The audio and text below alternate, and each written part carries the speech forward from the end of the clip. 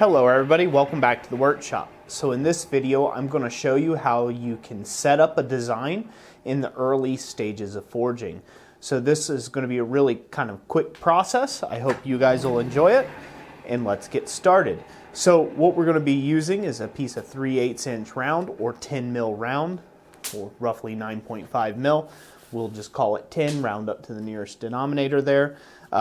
So we're just using a piece of plain mild steel. Again, that's 3/8 inch round stock or 10 mil round, and it's cut at a length of 2 feet or so. It's just a handle. I have a length that I'm using here. So I've got this piece hot, and we're going to go to the edge of the anvil and we're going to do an offset like we've done in some of our other forging practice videos. And now we're going to apply this in more of a decorative sense than a mechanical sense like the previous videos. So let me go ahead and pull this out and do that now.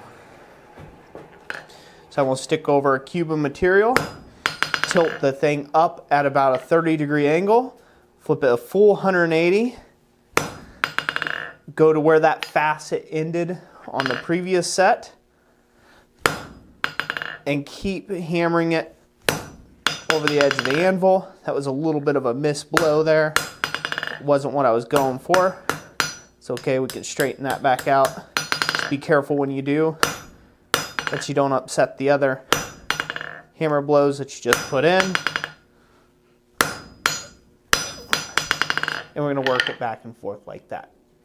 So it's not going to look like a whole lot right now at first, but this is the whole point of the setup. So say you're doing this at a demonstration, a street demonstration, people are going to be like, what in the world is that guy doing? So I'll go ahead and get this up good and hot, and I will show you what we're going to do here. So there's a lot of forms that you can do this way. I will be doing a couple different tutorials on this to show some of those different forms and how you complete those and set those up. But this initial video is just to kind of help get your creative juices flowing. Now I believe that this will help somebody out there be able to take and do your work, be able to do some iron work, and kind of think more creatively outside the box. And I believe that that will be very helpful and beneficial to you. Let me know in the comment section if it was, as I always love hearing from you. Alright, so we're going to bring this out now. We're going to square up the width, because as we put those little facets in there, we took and made this piece wider than 3/8 in the other plane. Again, we're just wanting to keep those definitions really defined now. So this is our second heat. And this is also where you've heard me say, if you've been a part of the channel any length of time, you've heard me say that there's no shame in a second heat. That's because generally, if you're not trying to take and be a one-shot pony all the dang time, your work comes out a lot cleaner. You can do things in a staged manner that works better, and you don't rush the steel to make it do things that it's not meant to do. So when it gets cold, please, for the love of God, heat it back up and then continue your forging.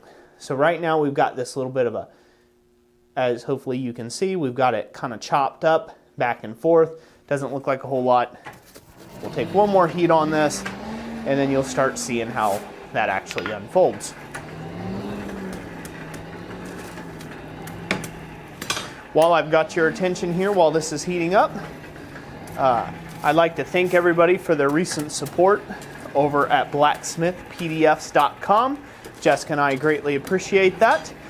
We like making this content here on YouTube for free, and there's several monthly donators that decide to take and donate every month by going over to our website at blacksmithpdfs.com and purchasing a download or an ebook or something like that, a digital download from us, and it really does take and help out running this channel and getting new camera gear and things like that.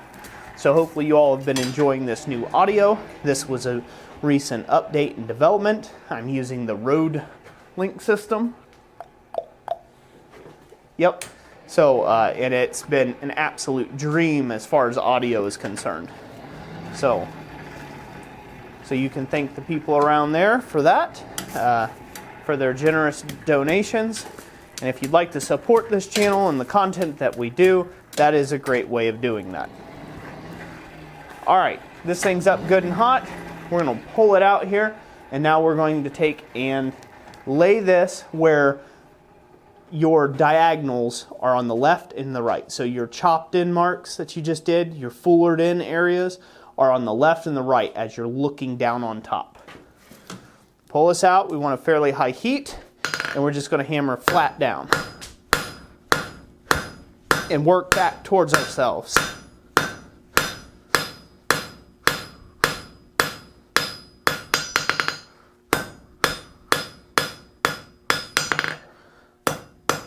And now hopefully you can see how that just came out of nowhere. And this is just a round bar.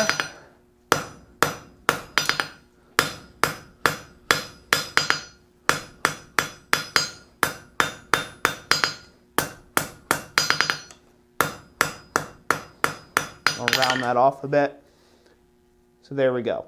So now in the next heat, I'm going to dome that off, that little bit of a round. Get this nice and hot. Keep your anvil nice and clean and clear of scale.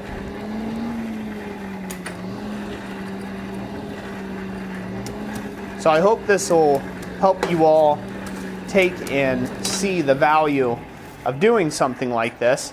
You know, out of nowhere, that was just formed in an instant. There's a lot of different neat forms that you can do in ornamental work that are like that. The setup is kind of like, that doesn't really look like it's going to be anything, and then when you do it, you're like, oh wow, that's amazing. So now I'm going to knock that corner off. Now we'll round this up.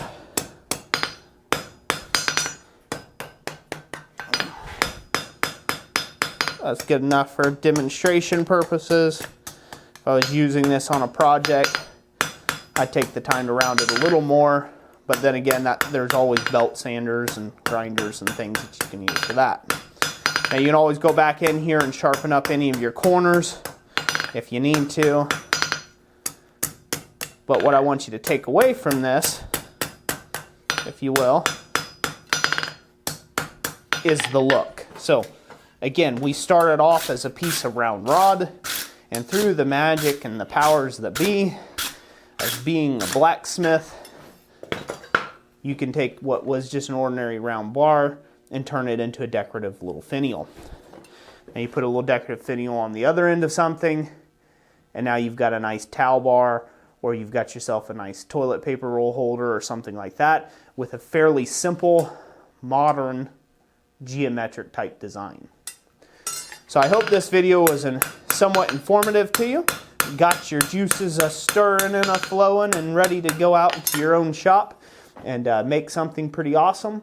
Give this a try when you're out there today, and be sure to come back and check out the next video in this series where I continue on doing little small forging exercises to help you as a beginner or an intermediate smith expand your creative possibilities.